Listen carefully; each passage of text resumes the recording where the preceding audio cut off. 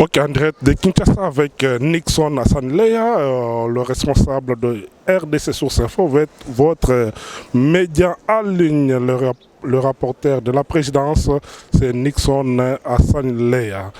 Tolobaki, Topemaki Mouke, Batu ba réclamer, mais ndengene nozo monana te, ndengene nozo lobate. Tomekaki, Koloba Mouke, pour te expliquer bino. Moi, ma confusion, c'est kati ya Batouana, bobi Batouana, o baza soutenir ba multinationaux. Bazo yana confusion et belé, tu espères que bino na RDC Source Info, ba balanda kite, ba kota na RDC Source Info, ba koyoka vérité, il y a répartition, il y a ba poste ministériel entre cash et le FCC. Le rôle est aux masolo. Nazali ko annoncer bino pe confirmer bino que mikolo ezali koya tokosala plateau munene na chaîne moko en place oyo bokbandolanda ba image na oyo etali ba activité du président Félix Tshisekedi partout na Congo pour tokosala mosala pour te visibilité ezala makasi ba shole bakozala na pointe pour tokokena bango partout na Congo profond. Ba mukoko fils moko bazana na pointe ba yoka son bazana na pointe pour te monéti communication presse présidentielle ya kolala OK communication na information so il faut tambola et longona politique mais tout le monde dirait ba to ba la business na présidence de la République to ko tikala ba tenter pour to na posa ya ko gagner élection en 2023. Le compte on a pour ça gagner l'élection 2023 c'est une communication et la présidence de la Makassi presse et la présidence de la Makassi et en gros toujours initiative on annoncer bino to resenga kaka na bino soutien na bino pour être toye pour atteindre objectif les lots toujours à moment na mboka oh boyi bien abe oh boyi bien abe chole mais ya za chole il dépêche hein ala chole il dépêche moi na ya bandundu pour le baratroy que non IDP c'est la partie tribale mais IDP c'est la partie tribale IDP c'est la partie nationale aux alliés congolais congolais nyonso bato bazo na discours ya tribalisme wana toza kuna tête toyebi que réponse na biso ekoya na bilembo oyo mwana mboka Fachi Félix Antoine Tshisekedi akoyeba kotia ba empreinte Congo est comme Elengue, tous les Congolais sont en Boka, Ndenge, en Boka. Alors, tout le monde a invité à Bissou à Mokola Lelo, moi, Namboka, Chole, tous les bêtes, Masolo, Nyonso. Tozangi sate les campopona Mokola, l'actualité, tu as Mikolo, Tokobet, Mbote, moi, Namboka, Chole. Mbote, mon conseiller national, Nixon, Aza, presse présidentielle, mais Aza, mon conseiller, secrétaire national. Et Makambo Alobi, Bozala rassuré, vraiment pour nous, en tant que citoyen congolais, et moko ya ba combattant IDPS. En tout cas, directeur de la presse présidentielle, c'est à la nationale Nixon. Nous avons voulu la démocratie pour accepter la démocratie. Ça, c'est mon choix. Et inquiété mon tout parce que toi, on a possible il y a président république. Tindenge zana idio fa côté territoire nangeza. Moi, na idio fa 100%. Makadamo président zotezo legati sikapa et monana. Pour moi, mon bongo, il faut soutenir le cola, bon soutenir le cola national, na Nixon, pour être moussalo et kendel bosso. Merci vraiment conseillanga. Bozomo na par rapport na plateau moussoye na zobe mon parce que donc signature a fait vraiment le cola cadre parti. Bon, ngana ko sepela, so ki ata directeur ya presse présidentielle na ko sepela sur la secrétaire général ya IDPS pour conserver pouvoir na 2023. Nzamba pambola bino. Ya solo balande biso vraiment ezali azarte pour tobi mosala boyebaki pendant la campagne électorale, Moussala Tosala qui sur le terrain, to bunda ebele, to banga pe motute, mais les autres ont victoire, to zana elonga, wapi to zali na moi na UDPS moko, o yazo kamamboko yo Fachi Félix Antoine Tshisekedi. Moi na mboka chole, to kote na sujet, o zali ko pesa boulou yeke na kati ya ba congolais, surtout ba congolais à diaspora. Pour la salle qui remarque moko boye na kanisi bato basa la confusion te mutu ça que pour toi aza intellectuel te hein pour lelo ceux qui obeti li solo alternance et muke ba yebi ebele ba yebi te alternance lingolo ba nini yebi sanga lelo bato ebele surtout bato bazo uta poto bato ebele ya poto bazo ba no Félix ateki mboka azuba ministère régalien a pesi na Kabila. En tout cas, vraiment, papa, bon, excusez moi mon conseiller, on a éclaircir. Félix Tshisekedi 1. À Salilit, au temps où IDP s'est créé le 15 février 1982, Azari déjà à l'âge de 19 ans. Et selon Massola betela kibiso awa yambo eta comme président de la République aloba tango ba 13 parlementaires ba banda musala wana alakaka bango ke biso peto koti na litu oyo pour être trahir peuple congolais. Et s'il y a des Congolais on va accepter jamais trahir peuple congolais to ya Congo ba Félix Tshisekedi baza numéro 1. Peuple congolais aux États-Unis, aux Europe, aux partout. Il faut nano sosola ke Félix Tshisekedi a président de la République mais tozo travailler na système ya régime nini. Tozali na régime parlementaire. Quand on dit le régime parlementaire, conformément à l'article 78 de la Constitution, qui stipule que le président de la République doit nommer le premier ministre au sein de la majorité parlementaire. Et bino na 2018, bokebe élection na tribalisme. Ba panzi bino, kaka bino bozala ki na poto, boza capable ko benga bande ko na bino na ba province partout. Ko yebisa bango ke Martin Fayulu aza marionnette, le candidat de français était Moïse Katumbi. Mais le kola Martin Fayulu Moïse Katumbi, ba aza candidat sous loi électorale empêchée à la candidat balobi ke Fayulu lokolo za marionnette les cas wana pour 2 ans. Est-ce que botanga nanu règlement d'ordre intérieur ya lamuka fanda wana pendant 2 ans or que la constitution stipule que le mandat du président de la République est de 5 ans. Fanda 2 ans pour marionnette na biso comme na pouvoir yo se délayer. Mais peuple congolais bo comprendre te bo bengi bato na bamboka ko kende ko taxer Félix Tshisekedi ki aza muluba ko zo pouvoir te. Peuple congolais to battre campagne lelo Félix Tshisekedi a gagné bozui majorité à ba député bo pesi na ngamba FCC mais tout tanga constitution donc na pesi na nga allemand wana raison alba ke non congolais pour bombele loko comment on a livré pesa e livré wana akotanga ngote nyonso ya Congo yebisanga Félix Tshisekedi a violé constitution place nini il a nommé le premier ministre au sein de la majorité parlementaire. En réalité il faut kutu ko beta bravo pour na négociateur pour soko sali simple calcul ata boza makasi na mathématiques simple calcul. Deux partis politiques phares ya cash INC IDPS. Nous avons réussi à obtenir 23 postes ministériels plus 362 partis politiques ya FCC. Est-ce que vous comprenez que c'est Félix Tshisekedi qui a gagné? C'est un grand politicien. Et ali diabolisation, bozo salaga ba base na ba réseaux sociaux, bo meka ko affaiblir Félix Tshisekedi. Mais derrière Félix Tshisekedi, ezana bato ba jar nyons. Il y a des intellectuels lokola ba national Nixon baza. Mais des imbéciles aussi lokola nous.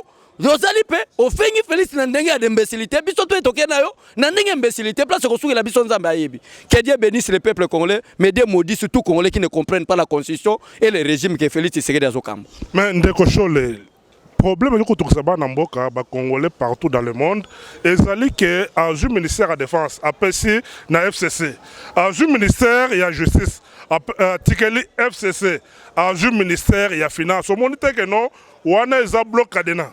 Non, mon consi. Merci beaucoup vraiment. Ezablo côté premièrement et là on a nous biso ba congolais tulinga kosala la réponse ya mokonza posé nga nazo répondre na D. Première hypothèse ezaki nanu gouvernement bimité. Mais gouvernement ngwa to bimi esengeli ordonnance signée par le président de la République contre-signée par le premier ministre. D'ailleurs, selon la constitution congolaise, il n'existe pas de ministère régalien ou des ministères de souveraineté. Ce total qui constitution article G3 82 de la constitution et lobby la défense, la sécurité, les affaires étrangères sont des ministères en collaboration entre le président de la République et le gouvernement. C'est ça le problème. Bozo tanga ba texte mais bozo kende ko lobaka. Donc mabe a Félix Tshisekedi nenga ko bimisa a respecter constitution. Aza lokola ba marionnette ba leka banda deuxième république, quelqu'un qui ne respecte ni la constitution ni les lois de la république. A ko respecter mais esengeli oyeba ministre de la défense ango rôle nezanine. Ministre de finance ezanine. Par exemple, na yo kandeka musu na États-Unis mo konza ko benganga lobike finance bokangi. Mais soki ba nommé ata mutu par exemple que ministre de la défense ya finance azana FCC. Mais rôle na bango esengeli oyeba. Baza bato ba ko plaider na ba service na bango na exécutif national. Les militaires par exemple, baza na posa ba matériel, baza na posa ya organisation na bango. Tango ba ko kota na réunion exécutif dirigé par le président de la République au Babengo Conseil des ministres. C'est à ce moment-là le ministre de la Défense a mis sa projet. Quel est le rôle du ministre des Finances? C'est aller récolter l'argent pour le peuple congolais. Mais dès que l'argent est coté déjà dans la banque, ce n'est plus le ministre des Finances, maintenant ça devient le rôle du ministre des Budgets. Mais ezala no bongo teto ko kenda ko na ko expliquer bino ke tala makamundenge zokende Félix Tshisekedi zokende malamu mena ko yebisa bino secret moko mena yebite soki président république mo ko landango Félix ayebisa ka biso awa alobaka boye Kabila soki azo infiltrer biso ayeba malamu ke biso to infiltrer ye tina chambre na ye. Qui vous dit que bato union so Félix a nommé ezala FCC baza 100% Kabila. Bakoza la pe bato Félix ba baza ko pesa information contre Kabila. Bolinga ba yebisa bino boye po miteme kita. Félix Tshisekedi aza na réseau azo sala musala kitoko. Faites-le confiance, le mandat du président de la République ce n'est pas de 6 mois, moins encore de 1 année. Mais vous avez voté Félix Tshisekedi en qualité de président de la République pour 5 ans. Faites-le confiance.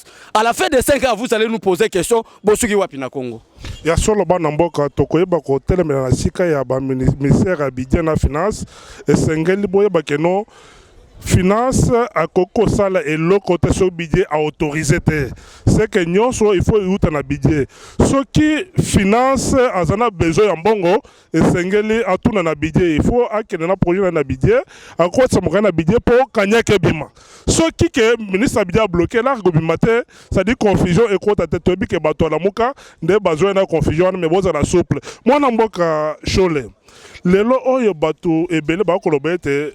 Nyonso wana makambo ikoleka lelo ezali po Kabila nde azana même mise Félix ana pouvoir te balakisi rencontre ya Félix na Kabila na sila batali que majorité ya bato azalaki wana bazaka bato ya Kabila Félix azaki moko omoni te ke no eloko wana ekoki ko bebisa projet ya Félix pour l'avenir à Congo. Non, projet à Félix na venir à Congo yobonga et bebate pourquoi parce que to fandi na Kabila awa.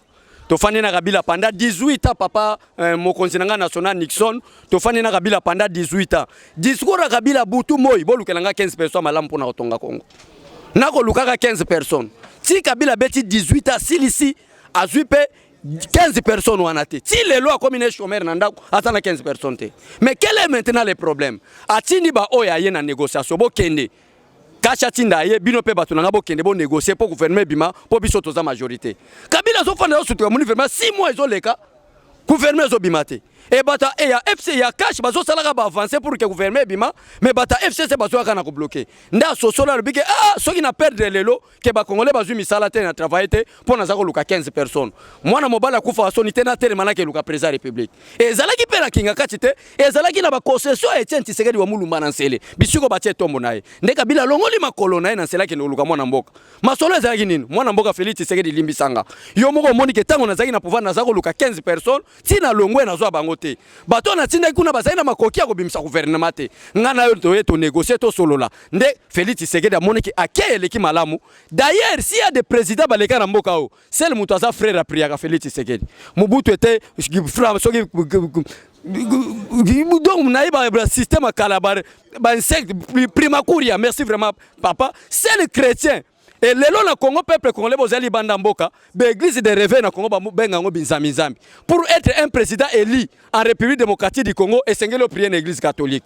Mais Félix Tshisekedi c'est le président a Fukama ba tiele maboko na banani na ba intercesseur pe na ba pasteur ya ba église de réveil pona ko lubanine amelaka nanu masangate et wana ezalaki nini ezalaki raconter tango ba moni ke ba débloquer eloko oyo bata FCC bazalaki ko bloquer nde ba sepeli ba lobike no oui maintenant mboge fongwami preuve à la preuve opesa biso lelo yo bobandi ko ba palpitation na ba réseaux sociaux partout ke ateki mboga pour gouverner elinge bima akoteka mboga te mboge kende liboso ya solo balandi biso lelo boyo kindenge sholo azali ko bazali ko expliquer clairement oyo salemi na partage à pouvoir mais tozolanda pe bato ebele bazali ko lobete no lokola pesi défense na FCC Félix Azala mikolo bilete na pouvoir olobinine. En tout cas wana nazo dévoiler ça secret na oyebisa bino soki ezana deux choses au Félix a otiko kufila te ezaka mibale biloko mibale o mato kita Félix akufa nango te liboso eza poison ya mibale eza lisasi biloko na mibale akufa nango te rasirenga poison na lisasi akotiko kufa te po boma Félix Tshisekedi faut kutana nzambe maladie ute pa nzambe premièrement deuxièmement na lingi na lobanini akokufa na nini papa mokonzi nanga Nixon Félix Tshisekedi azali wa opposant Tshisekedi wa mulumba kufi azofanda na avenue Fresias numéro 630 et pas Félix Tshisekedi garde azate et pas Félix Tshisekedi policier azate azae moko. Tout ça la comparaison est à des leaders. Jean-Pierre Bemba avec des grands commandos laissés par Mobutu. Tobenge Charman, Tobenge Igwe. Kabila lokota na Gombe asoki MONUSCO ezalaka tembela kufaka. MONUSCO ndia protéger ka eti abima libanda. Mais Félix Tshisekedi afani na limete awa. Place même cas militaire ezate, même basoda bazate. Kabila azalaki incapable ya koluka ya bomai. Et lelo Félix Tshisekedi azala pouvoir, le chef de l'État. Au coup a bénéficié grâce à l'Union africaine, bâti comme deuxième vice-président de l'Union africaine. Ndé Kabila longwana kinga kacha yati na Gombe, ah ko boma Kabila. Mais pour raisonner comme ça, il faut avoir des problèmes mentaux, ça je vous dis la vérité. Donc ministre de la Défense a ko boma Félix Tshisekedi té. Bapesaka Jean-Pierre Bemba na série 1+4 ville à Kinshasa gouverneur awa abimisi ba député belao abimisa gouverneur abimisa gouverneur te bapesaka défense inspection provinciale ya ville à Kinshasa la police musala ni asalaka ba korompaka moto nae problème ezali Félix Tshisekedi a besoin d'hommes et la lutte de l'IDPS n'engage pas seulement les combattants de l'IDPS, les combattants de l'IDPS ensemble mais avec des nationaux Nixon avec nous et tous les autres que vous connaissez qu'on appelle combattants, nous avons lutté pour l'intérêt général du peuple congolais. Yango somo na Félix Tshisekedi azoluka ta mutu na matungulu o babengi matungulu a nommé yango somo na zoluka mutata na FCC a nommé. L'essentiel c'est le Congo et les Congolais, l'intérêt général. C'est ça le grand problème mabemo comme la Félix Tshisekedi te bato boko landaka wana lokola babokechu zwana mutu lokola bokechu wana. Jean-Pierre Bemba par exemple pour ye azolinga Jean-Pierre Bemba pour azangu wakande wa Jean-Pierre Bemba ndenga national Nixon na yebisa bino na début que na IDPS ce n'est pas un problème de tribalisme soko za mulubo ya wa bo taxer muluba te pour za muluba aye pour un changement na IDPS c'est ça parti politique national ils ont regroupé betini nyonso. Moi je suis du Bandundu territoire du Diofa na obengi na bino base muso ya masimazima partout mais bon kene na bato ba taxer que IDPS c'est ça baluba kene na ba parti politique na national je suis du Bandundu so kene na parti politique par exemple wa palu so za mupende te ozo ba poste à responsabilité te so kene na SID ya Martin Fayulu so za mutaba kota Sénégal te ba ozo te po bato nyonso ba soutenir ye to za na duko douter mingi na nationalité na bango so que par exemple pas Jean-Pierre Bemba allez vérifier tout le monde qui parle de MRC de Jean-Pierre Bemba c'est ça de Ngwaka. Et à l'IDPS, tout le monde, par exemple, fils Moko, c'est du Congo central. Moi, je suis du Bandundu. Et national, non pas Boyata, celle de l'animation là. Niati, grand animateur de l'IDPS. Mouyan, c'est du Bandundu. Alors vous voulez encore quoi? C'est vous qui amenez le tribalisme. Et vous avez passé les élections de 2018 avec beaucoup de tribalisme. Donc pour nous ça que non Félix Tshisekedi a kokufate et lo moi mabe ko comme il a été et boye ba malamu ke même ma commune nzambe lobi ke likamuna likambo ezala na tanango ezana ta ko lela ezana ta ya ko seka banda 1900 le 25 décembre 1965 Mobutu asali coup d'état ba koko ba nyoko mati lelo ti lelo to continuer ko leba nzamba lobi niet il est temps pour le Congo et nzamba loki banda Bukavu aleki na ba djugu ti na bandundu amoni homme sérieux na limité na koma Félix Tshisekedi alobi ke c'est toi qui va aller devant la République démocratique du Congo national Nixon pona bakamba Congo lokwa to bana nzambe na lobaka boy la lutte de l'IDPS est comparable aux sorties des enfants d'Israël en Égypte bana Israël en Égypte basali 40 ans. Et Moutoyo, à quoi si on a terre promise, et Zalaki Moïse Onzamba Bengagite, et Zalaki Josué. Et Tshisekedi pour la première fois a été arrêté, je crois, le 30 décembre 1980. Donc la lutte de l'IDPS a commencé depuis le 1980, mais officiellement depuis 1982. Et si vous prenez de 80 jusqu'à 2018, c'est presque 40 ans. Et Tshisekedi a subi son état de droit, Moutako subi son état de droit, Félix Tshisekedi Otobenga Lelo Josué. Et bon, yo, mais problème nini, et yaki ko sala ke Pharaon Koufa. Tango bato babande kozwa intention ya poursuivre le peuple bazala qui libéré muto nyonso za ngambo Kabila oza na ngambo lamuka parce que lamuka na FCC so bozo bate e baza nzungu moko. Le problème avec Félix Tshisekedi, nous n'avons pas fait de mariage avec FCC mais c'est une coalition conformément à l'article 78 de la Constitution. Bango basali nini bino batalamuka bokende comme si opposition bo lo bagana ba média lokola peuple congolais yebi malamuke Kabila yebi malamu ke peuple congolais atikala kolinga ete et batalamuka mokonzi de l'autre côté bako lobaka nini Félix aza nommé par Kabila tant bako yoka komba Kabila wana balobi ke Félix aza nommé balkanisation ekota na mboka mboka ezala trouble mais nzamba confondre bino tala lelo bopanzani Félix atikala ye moko na terrain tokomi koluka banani bakozala baopposant na 2023 tomona te Bemba comprendre que Lamuka association des aventuriers et soki bino boyeba te peuple congolais surtout bino boza libanda mboka so boyeba te Lamuka eza ba association bato ba bouke économie ya mboka oyo et bazo kimela ba kimela na opposition pourtant Félix apesa ordre na qualité à chef de l'état le garant de la nation bokanga ba mafia nyoso balo ba Félix Tshisekedi akangi ba homme politique que ça soit Martin Fayulu que ça soit Adolphe Muzitu que ça soit Jean-Pierre Bemba et les autres là, je ne vais pas citer les noms de Moïse Katumbi. Vous ne serez jamais aucun jour dans le régime Félix Tshisekedi arrêté comme des opposants. Mais vous serez bel et bien arrêtés comme des opportunistes qui ont pillé ces pays. Ya solo bana mboka boyoki maloba ya show les alenga itenga na tuna ka mituna mais to yoki loba moko que non Félix aza libérateur mais ba yimboka partout dans le monde ba loba ta sali 7 mois mais ba sali ko mona paye le côté. Papa na 7 mois Félix Tshisekedi yo so za na poso mona ba fe nanu muto aza na poso ko bunda pona mboka na ye akenda ko bunda libanda te.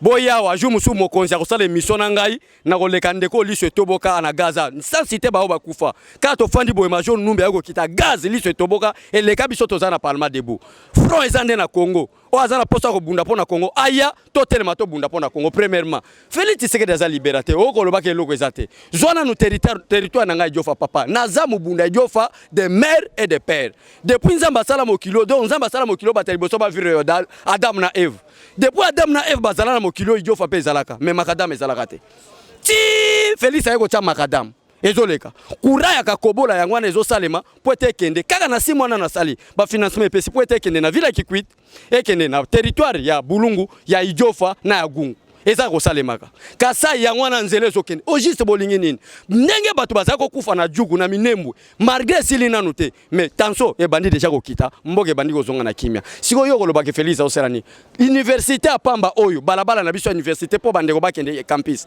e komaka lokola mabulu minene moyemi tukelekite mais na 2 mois seulement eza koleka eroko yana Kinshasa na janvier 2020 okuta Congo ekomi plus que Turquie po ba sota muto po biso ba village to compena sur to moto te mokonzi tango ba koloba ke Félix ayena programme sota muto nzaka nsake mutu kaso ekomi wane dendi sote ke kuna nzoka ndeza modernisation mindele ba komemaka siko makamo mokonzi azo sala ozondima te ojis ozondima nini problème na bino ezali bolingi muluba te problème na bino vous avez problème sérieux avec Félix Tshisekedi on est avec les tribus loba vous ne voulez pas des noms sérieux comme Félix c'est ça votre problème. Mais le col a Félix Tshisekedi est le loin de l'éternel. Quiconque le touchera sera maudit. Papa tala lelo. Bemba comprendre affaire à Lamuka, affaire à Bavantiri. Bazaïba yo zako sala comédie nona kabila awa. Tango zaina mboka. Kendele kuna na Moïse Katumbi sala passation du pouvoir. Biloko wana na okota te. Ngana ya wana beti 10 ans ngana CPI mbongo nyonso sili. Tala meme la mana yaka na ngwe baby sami. Esangi nazo musala na boko la bana nanga. Yo Félix Tshisekedi opese musala mais to ko identifier to ba si est réellement vraiment congolais parce que ba message yeli biso ke ba mona ba kota ba Portugal. C'est ça le problème pour le Congo. Solo banamboka makamboyo ekosuka wate tokota rano na meeting ya Fayulu.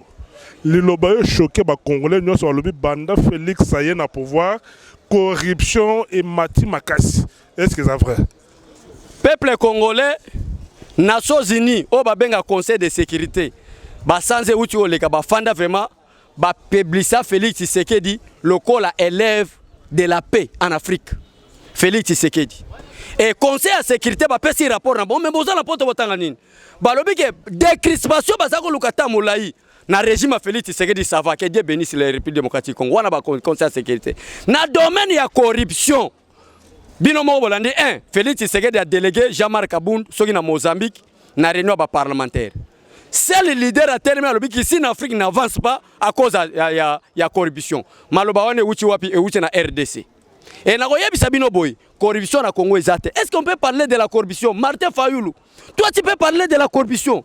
Est-ce que toi tu as des enseignements donnés aux Congolais concernant la corruption? National na ebite soko bosa nango, tango to ke soutenir ba Félix Tshisekedi na accord ya Saint-Sylvestre pour être à l'appliquer.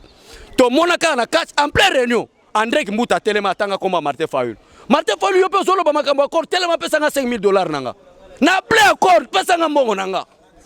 Et Martin Fayulu lelo soko sa peuple congolais la corruption. Yo muto ba corrompo pour $1,000. OK na voter ndeko André Kimbuta. Na place au voter Ada Bombole. Batu nyonso peuple bazo c'est là que Ada Bombole nda za gouverneur ville Kinshasa.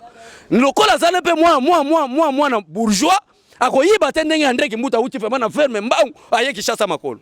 yo osaleli kimpangistane ok voter André Kimbuta et mongo ba pesa ko ezaki combien $1000 et aujourd'hui tu veux enseigner les Congolais la corruption. Ça c'est quel, vous êtes malade ou quoi?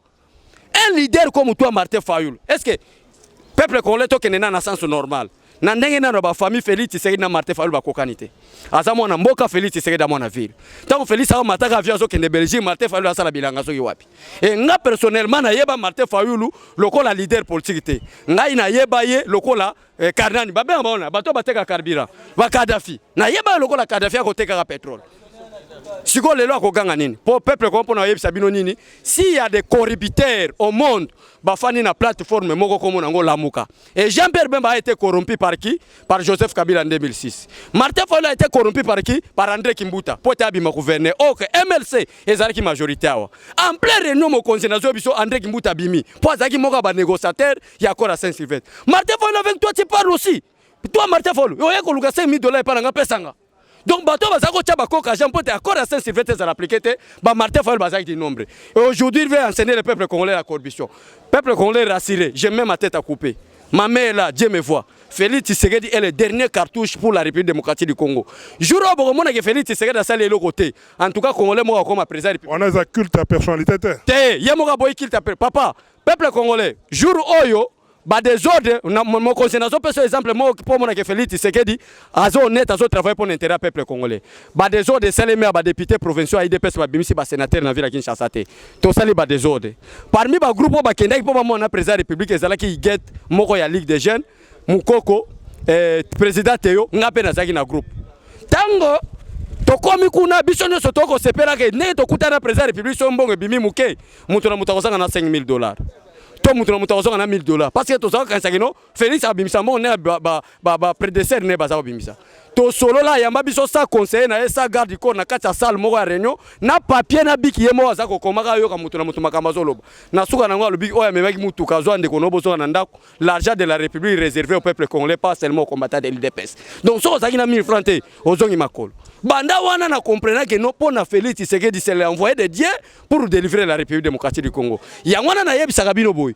so ki Félix Tshisekedi abongisi mboka ote congolais mo comme président wana to kota mabonde lié so ko diriger mboka ya solo balandi biso na RDC Source Info eza masolo na bino ezali site na bino ya chaîne na bino ya kala malgré tozwa bambaku ya makasi ba bloquer boye ba sala boye mais tolemba te tozaka na bino tokota na point ya suka rencontre ya la mokara Bombashi na kati ya ba résolution na bango balobi esengel ba continuer na vérité des urnes ti lelo ezakaka bon on que peut-être c'est le problème de la maladie mentale et mokonzi ozomona tant que mutu belaka malade ya mutu ko ibosa na makambo ba Jean-Pierre Bemba kitiawa asali meeting na ye na Sainte-Thérèse alobi la guerre de vérité des urnes c'est déjà du passé tu évolué total à 2023 ba condamner Martin Fayoul ndenge ni nazako sala makamba vérité des urnes mais le lotanga ba ko lobaka vérité des urnes il faut bien comprendre mon conseil landi déclaration ya papa Kyungu na Lubumbashi tant moni descente ya Bazaïba amoni descente à Martin Fayoul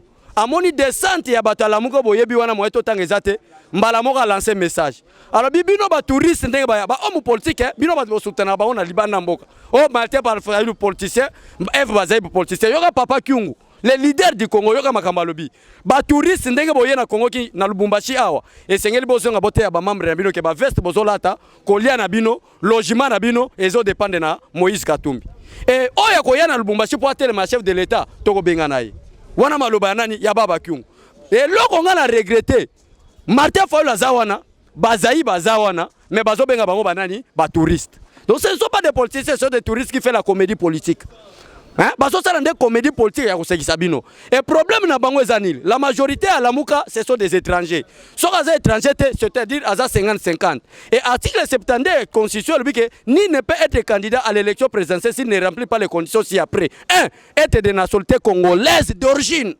D'origine.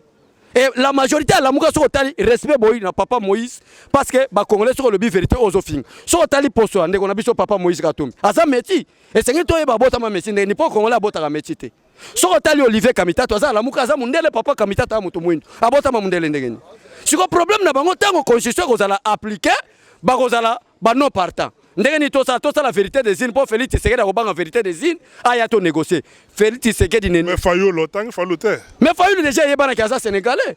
preuve à l'appui na moment campagne Félix Tshisekedi a prouvé, on assume que Félix Tshisekedi est moulouba de mère et de père. Ce n'est pas une infraction, ce n'est pas une injure. Mais elle a quitté na rasa à l'obini batatu ba mamu beto lobby Martin Fayulu elle a quitté kuto bi nene à l'obby bande on a boni bino. Et c'est là qui quitte baloba ki lengal to baloba ki Congo. Et ils ont prouvé que langue maternelle na ye azo maîtriser en côté. Bon que ne reposer langue maternelle na ye ezali nini. Donc Martin Fayulu oyaki na IDPS po Tshisekedi akufa boti ko bundisa Félix Nasima to comprendre bino bozaki tout proche ya Félix Tshisekedi po boyeba ki complot que un jour Félix Tshisekedi wa mulumba ko kufa tango Félix Tshisekedi osika la leader to ko bundisa po akogate nzamba confondre bino boko tambola sous la malédiction na ba famille na bino mobimba ya solo to komina suka ya masolo na biso mokolo lelo na mwana mboka Chole motuna suka pona nika Martin Fayulu aponi ka luka pona meeting na ye tribalisme. La majorité bayaka ebele baza kuna po akosa bango ki azamu yaka ndeko na bango. Ale asale ki tribalisme po kaluka wana ki yaka na ki yaka. Siko bayaka pe akosa bango ki nande kona bino. Ole bayaka ngo bazala maye balo ke yaka na lobata ki yaka ngo batuna ka epete. Asale michi na kaluka. Etango basomona mutu alongo danser na Sainte Thérèse. Place ayambaka batu mo ebele. Akomi siko homme politique na Sainte na kaluka. Il y a des problèmes sérieux qui arrivent. De Sainte Thérèse na kaluka na mo atterri à foot. A terminé. Malheureusement, 2023, au Bimata député. Qui vivra verra. Il y a solo Banamboka RDC sur ses photos en direct de Kinshasa et pas ya Wabino Nixon à Sanleya. Oyo a Pesabino Sango Kala. Bon, mon épée kala na média pour na kopesa Sango, mais les lois zongeli masolo. Siko banane osuba ko ya Nixon boy. Na la kakibino conférence de presse sur l'affaire Lwakabwanga. Tozali ko bongama po to attaquer batu nyonso ba na désordre na cabinet président de la République. J'assume pour ba ko tchanga nulle part bato ba ko tchanga nulle part na obanga pe bangote na obanga bangote na mwana za mwana IDPS ya makila na botami na IDPS ko na IDPS bato na sendo mercenaires des infiltrés ba utu ba pareko ba utu ba bisika partout là ba ko infiltrer biso lelo na IDPS kaka bango wana nde bazo sala désordre na présidence na ko tikela bango tante na okene na bino tuna soka oyo aza mobali aya kotuna nga motuna wa aza mobali aya ko attaquer ngai tosila na malamu Lwakabwanga ne otinda bato ba menacer ngai yeba ke ngai na sedaka te na intimidation na sedaka te na menace oyebi Nixon bien te na tonda partout na chambre 600 partout ceux qui aux amants na IDPS c'est que les pères ayeba yo ko zamana IDPS ceux qui kota boloko na IDPS ceux qui beta na IDPS Lwakabwanga ya attaquer nga mena ko sili songala Sengeli to yeba pe borjina bato yebi ba Lwakabwanga beaucoup de respect to linga kepo président nommé Awuchi na ba ESIDA ba Martin Fayulu ba MLC partout à Tamboli ba parti politique Tamboli partout na Pareko la zo rappeler vidéo na auto publier na auto publier vidéo moko ya Lwakabwanga aza représentant ya Pareko na États-Unis même Lwakabwanga na cela qui déclaration à lobby vidéo na to balancer en soso o ya lobby bien que non Kabila a payé Félix Tshisekedi 3 millions de dollars. Azana ba preuve, troisième ba preuve. On Lwakabwanga, soko bimisi ba preuve 3 millions de dollars. Wanate oyo Kabila ko compagnie nango Félix Tshisekedi Lwakabwanga tokoyoka na te bimisi ba preuve wana. Ozali mercenaires, ozali infiltrés. Tozana ba tebe Lwakabwanga uti a Pareko, ba oyo bazolanda ngai soki nazokosa ba photo oyo bimaka jour oyo bakundaka Etienne Tshisekedi na carton. Les soirs disant bato Pareko bakunda Tshisekedi na carton na Belgique Lwakabwanga azalaki wana lelo ba combattant ba vandi boye o ba bundela Congo bazozo misala te mais les infiltrés les gens de la Pareko bazozo misala Lwakabwanga tokosila na yo tous les conseillers ba musu ba komoko lingana basi na kati ya tokobeta masolo nazana ba dossier nyonso bokobe ki ya Nixon na banga mutu na pesa ka respect. Lilo Basuka eza to soutenir national abiso d'ailleurs premièrement il est national Aza national ya IDPS Aza cadre IDPS nommé par Fatih lui-même en commençant par le Tshisekedi wa Mulumba so za muta IDPS Tshisekedi wa Mulumba yebayo donc soka yebayo te seke oye lobby espérance na IDPS eza 3 ans so ko ici pe 3 ans te oye bate Félix na bolingwe bela ke ko lokota yo moi na toucher nga papa caméra était pour saler loga pour même papa caméra zambere rebelle mais tous en famille to lobango sigote à la prochaine donc to penser na famille les habits sales se lave en famille moi to lobango ezate mais to loba cabinet wana bokendaki kuna pour l'intérêt général, l'intérêt du peuple. Ce bon ça l'erreur que besoin intimider président Félix Tshisekedi bon memena berreur. Nzamba ko confondre bino. Toyebi frère tout directeur Wakabwanga. Na yebi bien pire massa Martin Fayulu. Pire massa directeur cabinet Kamere, pire massa Jean-Pierre Bemba. Yene mutazwaka benfo. Donc so zo yara biloko wana. Ah, mais mandat zo silat. Mandat no zo silat mais Félix Tshisekedi o ezana transition. Donc mandat zo bandande 2023. Qui vivra verra. Ya solo lo Wakabwanga yebi na yebi so que conférence de presse wana. Il y a plus de 1000 combattants.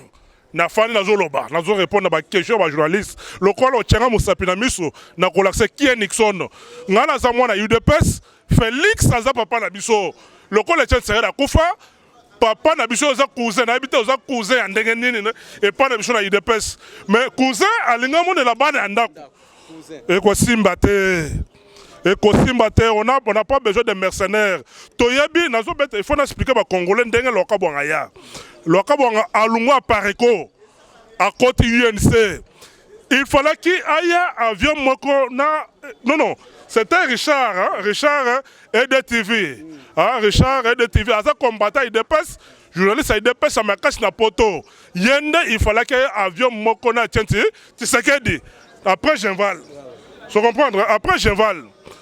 Mais c'est la BTO, comme conseil principal, qu'on a débarqué Richard et TV pour accorder à Wakabwanga. C'est ça, c'est à partir de là que Wakabwanga s'est infiltré à l'UDPS. Mais bah image sur Wakabwanga, c'est tout le monde a image président, c'est image à Mutumoko Boyepo. Motora za candidat 2023 to aussi la nana bino pas de distraction Nixon motora lo bana banga kate na yebi que Nixon est parmi les fondateurs à force du progrès et moko to kita boye prendre ba responsabilité mais il nous combattant qui combattant et si lui na combattant na kotika la combattant na zo informé que je suis parmi les premiers fondateurs à force du progrès ba yebi nga yi Wakabwanga ko intimider ngata bato tinda babenga nga bako bang sangate mais nazo beta maman ko faire des presse nazo mobiliser ba moyens dans 2-3 jours Wakabwanga o lembangai vraiment pour na lelo na kasi to soki wana na bita soki ozana lo ko bakisa ouais ko ba sezate kaka na osenga émission direct ozana poso yeba bureau a CG ezalaka wapi ozana poso yeba bureau ya président parti za wapi ta l'émission yango avec National Nixon. Donc, quelque part, le col a signature, il y a le président du parti, il engage aussi l'UDPS. Faites-lui confiance, faites cette émission confiance, Dieu vous bénira. Ok, tu as